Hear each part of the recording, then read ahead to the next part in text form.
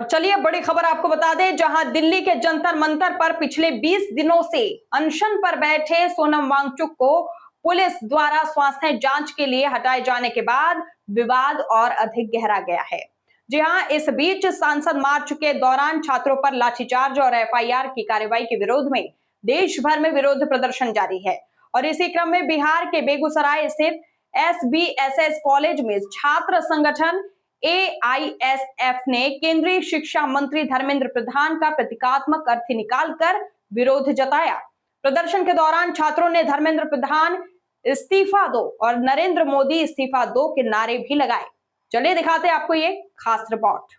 को पता है पूरे देश के अंदर ऐसा कोई पेपर नहीं है जो लीक नहीं होता है। आप बिहार पुलिस का पेपर से उठा लीजिए और BPSC तक का पेपर, UPSC तक का पेपर, नीट का पेपर, UGC नेट का पेपर, सारा पेपर इस धर्मेंद्र प्रधान और नरेंद्र मोदी की सरकार में लीक हो रहा है।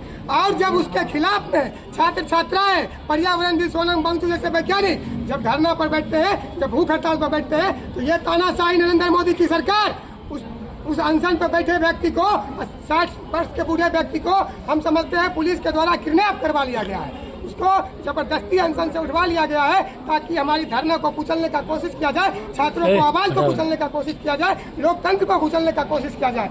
हम कहना चाहते हैं नरेंद्र मोदी को, धर्मेंद्र प्रधान को, आप जितना भी बचा लीजिए धर्मेंद्र प्रधान को, बचने वाला नहीं है। गद्दी छोड़ना पड़ेगा धर्मेंद्र प्रधान को, ये बात याद रखिएगा। अगर धर्मेंद्र प्रधान गद्दी नहीं छोड़ा तो नरेंद्र मोदी का भी इस्तीफा मांगने का हम लोग काम कर रहे हैं। नरेंद्र मोदी तक ये बात जाएगी और उसे गद्दी छोड़ना पड़ेगा। इस बात को लेकर हम लोग अनशन कर रहे हैं। 20 दिनों से अनशन पर बैठे सोनम वांगचुक, उनको उठाया गया और आज जब संसद मार्च किया जा रहा है छात्र छात्राओं के द्वारा, तो उन पर लाठी चलाए गए, उनको पानी का बौछार किया गया, उन पर आंसू गैस से गोले दागे गए। बताइए ये लोग देशद्रोही है क्या? ये लोग एंटी नेशनल है क्या? अपने सरकार से सवाल करना गलत है क्या? हमारे देश के अंदर छात्र छात्राएं परेशान हैं। 20 छात्र छात्राओं ने आत्महत्या कर लिया, लेकिन इस नरेंद्र मोदी को थोड़ा भी गम नहीं है कि कोई बच्चा, गरीब घर का बच्चा कितना मेहनत से पढ़ाई करता है, पेपर देता है और पेपर लीक हो जाता है और पूंजीपति के हाथों पेपर को बेच लिया जाता है। उसके खिलाफ हम लोग धरने पर बैठे।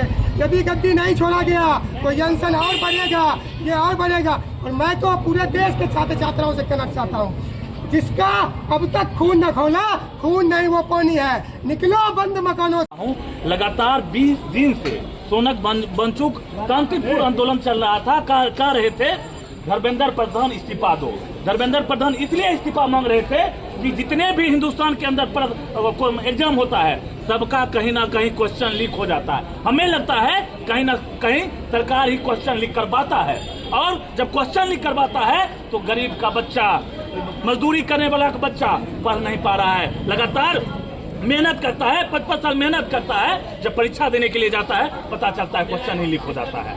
मैं सीधे तौर पर इस पुतला दहन के माध्यम से सरकार को कहना चाहता हूं, धर्मेंद्र प्रधान का इस्तीफा दीजिए। अगर इस्तीफा नहीं लेते हैं तो आने वाले दिनों में सदन से लेकर सड़क तक हम लोग आंदोलन करेंगे। हम दूसरा बात कहना चाहता हूं, आज शांतिपूर्वक संसद मार्च हो रहा था, लेकिन हमारे संगठन के कई बड़े लीडर को दिल्ली पुलिस ने बेरहमी से मारा, बेरहमी से पीटा और लगभग 4 से 5 लोगों पर FIR कर दिया गया है। इस माध्यम से सरकार को कहना चाहता हूं, जो भी पुलिस दोषी है उस पर कार्रवाई करे। नहीं कार्रवाई करते हैं तो पूरे देश के छात्र नौजवान आज जंतर मंतर पर जिस तरह से नौजवानों का जत्था जुटा हुआ है, आने वाले दिनों में आपके राष्ट्रपति भवन भी घुसेंगे, संसद भवन भी घुसेंगे, आपको नस्ते नाबूद करने का हम लोग शपथ लिए हैं। दिनकर यूनिवर्सिटी